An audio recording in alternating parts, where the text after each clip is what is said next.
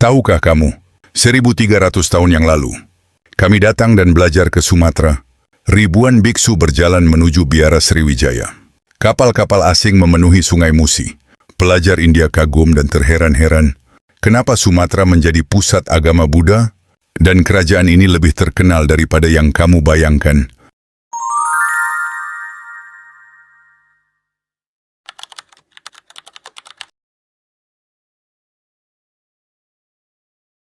Bayangkan, mahasiswa India dulu justru harus belajar di Nusantara. Tahun 671 Masehi, seorang biksu bernama I Ching berlayar jauh. Lautan ganas menelan banyak peziarah sebelum mencapai tujuan. Namun sebuah kerajaan misterius mengubah perjalanan hidupnya.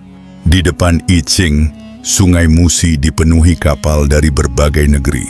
Rawa, hutan bakau, dan rumah panggung menyambut para pendatang. Inilah Sriwijaya, kekuatan besar yang menguasai jalur perdagangan dunia. India, Arab, Tiongkok, semua bertemu di pelabuhan ini.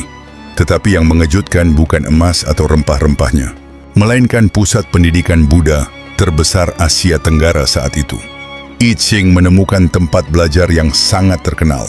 Bahkan sebelum ke Nalanda, pelajar wajib belajar di sini. Ribuan biksu memenuhi ruang belajar dari pagi hingga malam. Mereka datang dari berbagai wilayah Asia melintasi samudra. Sriwijaya berubah menjadi Universitas Internasional Dunia Kuno. Kitab disalin tangan demi tangan tanpa kesalahan. Pengetahuan menjadi harta paling berharga kerajaan ini. Namun kejayaan ilmu dijaga armada laut yang kuat. Raja Dapunta Hyang memperluas pengaruh melalui ekspedisi besar. Selat Malaka menjadi jantung perdagangan dunia saat itu. Emas, kapur barus, gaharu, dan rempah mengalir tanpa henti. Pedagang datang membawa barang sekaligus ambisi politik. Budaya India perlahan bercampur dengan tradisi Austronesia lokal. Perkawinan campuran melahirkan identitas baru masyarakat pesisir. Tapi ada fakta yang jarang diketahui banyak orang.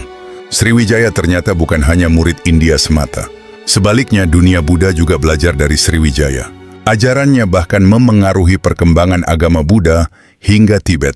Lalu datang ancaman yang mengubah segalanya. Serangan Chola mengguncang jalur perdagangan dan kekuasaan Sriwijaya. Pelabuhan penting mulai melepaskan diri satu persatu. Kerajaan perlahan memudar dari panggung sejarah Asia. Namun prasasti Kedukan Bukit masih menyimpan namanya. Talang Tuo, kota kapur, arca, keramik, dan artefak bertahan. Mungkin istana Sriwijaya masih tersembunyi di bawah Sungai Musi. Fakta sejarah dan antropologi. Prasasti Kedukan Bukit ditemukan di Palembang dan mencatat ekspedisi. Dapunta Hyang tahun 1682 Masehi. Prasasti Talang Tuo ditemukan di Palembang. Prasasti Kota Kapur ditemukan di Pulau Bangka, menunjukkan luas pengaruh Sriwijaya. Temuan keramik Tiongkok, manik-manik India, arca Buddha, perahu kuno, dan permukiman tepian sungai menunjukkan Sriwijaya merupakan pusat perdagangan internasional. Masyarakat awal hidup di rumah panggung, menggunakan perahu kayu, serta memadukan kepercayaan animisme dengan ajaran Buddha dari India. Hingga kini, cerita rakyat Palembang masih menyebut adanya kota tua yang tenggelam di sekitar Sungai Musi. Kerajaan itu telah hilang, istana-istananya lenyap, pelabuhannya membisu. Namun pengetahuan yang lahir dari tepian Sungai Musi masih hidup hingga sekarang. Dan mungkin rahasia terbesar Sriwijaya belum pernah ditemukan.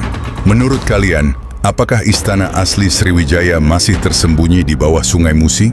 Tulis masih ada jika percaya, atau sudah hilang jika tidak. Karena di episode berikutnya, kita akan membahas bagaimana Sriwijaya menguasai perdagangan dunia.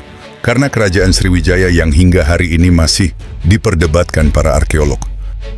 Hai bro, bagaimana kabarmu? Tetap sehat ya? Aku akan datang lagi dengan cerita sejarah lainnya. Tapi jangan lupa subscribe, like, komen, dan share. Kalau tidak, aku akan datang di mimpimu. Oke.